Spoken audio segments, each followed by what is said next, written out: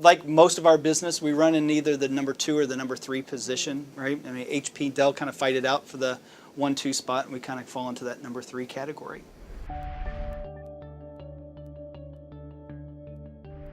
There's been no question that there's been a shift occurred, right? As we kind of began 2008, we were seeing